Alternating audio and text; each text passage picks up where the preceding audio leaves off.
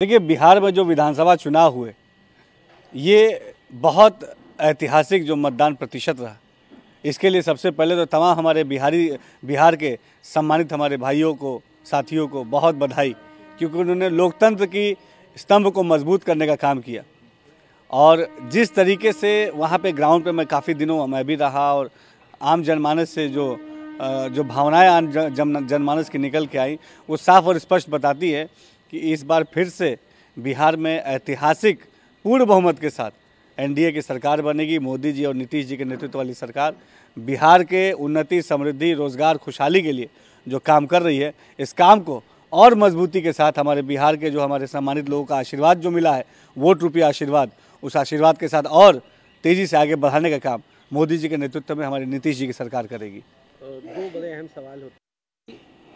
एक तो वहाँ पे हेराफेरी की जा रही है, वोट को लेकर के चुनाव आयोग पे सवाल खड़े किए जा रहे हैं, उसी के साथ साथ एग्जिट पोल को पूरी तरह से नकार रहे हैं कि ये सब फर्जी एग्जिट पोल। देखिए, अब 2 दिन बाद ही परिणाम आने तो विपक्ष आज ही से ये तिलमिलाहट विपक्ष की ये बता रही है कि विपक्ष को जनता का जनादेश मन ही मन मालूम चल गया, लेकिन आंख बंद करके वो जनादेश को नहीं स्वीकार करना चाहते।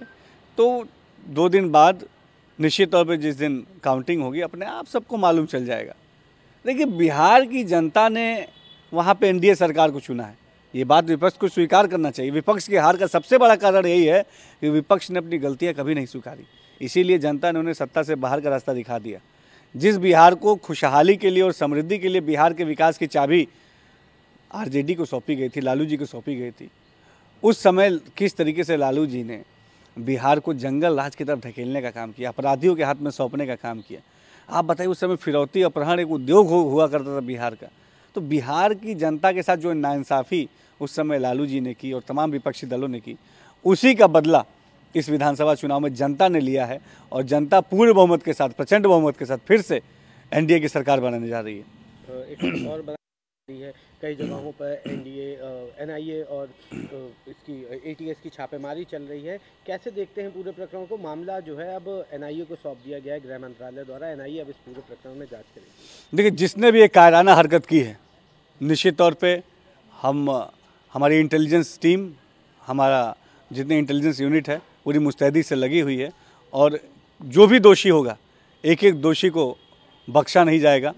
यकीनी तौर पे देश को एक सुरक्षित माहौल देने की जिम्मेदारी हम सभी की है और इस जिम्मेदारी पे पूरी ईमानदारी से खड़े उतरने के लिए हमारी जांच टीमें, हमारी इंटेलिजेंस टीमें, हमारा प्रशासन पूरी मुस्तैदी के साथ काम कर रहा है। एक आखिरी सवाल रहेगा, सपा प्रमुख जांच की जाएगी, दोषियों को नहीं बख्शा जाएगा, बेहतर चीज़ है, लेकिन इसके साथ ही उन्होंने खुफिया एजेंसियों पर सवाल खड़े किए। उन्होंने कहा कि जो खुफिया एजेंसी है ये उनका एक बड़ा फेल्योर है।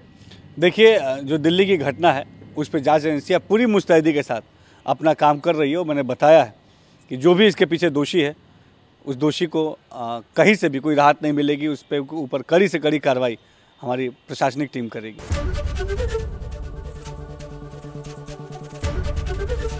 एबीपी गंगा, खबर आपकी, जुबान आपकी।